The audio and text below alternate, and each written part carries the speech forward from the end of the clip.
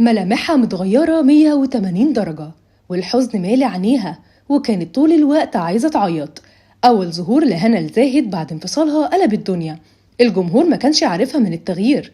تعالوا نقول لكم إيه الحكاية. كلنا عارفين خبر انفصال أحمد فهمي وهنا الزاهد اللي تم من شهر تقريبا، رغم إنهم كانوا من أكتر الكابلز اللي الجمهور بيحبهم، وكان في بينهم تفاهم كبير.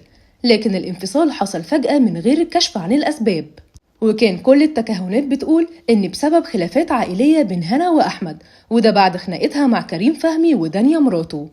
أزمة انتهت بأنفولو من على الانستجرام، ووصلت لحد بوست نزله كريم فهمي كان مفهوم إنه على هنا، وكتب فيه: تعريف الناس الناقصة هي الناس اللي بتحاول تتخلص من وجودك علشان عارفهم على أصلهم وشفتهم في البداية قبل ما ينضفوا ويتطوروا، وخصوصا لو ده كان على إيدك.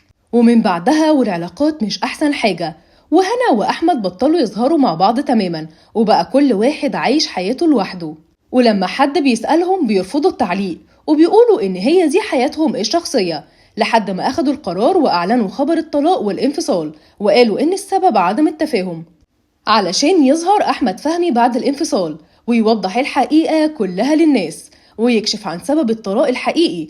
وقال: انفصلنا أنا وهنا لأني أكيد العب فيا، لكن هي محترمة وطيبة جدا، وحياتي فيلم هسميها سمك لبن تمر هندي، وأنا نفسيا متقلب جدا على حسب المكان، علشان كده ممكن الناس تشوفني غريب.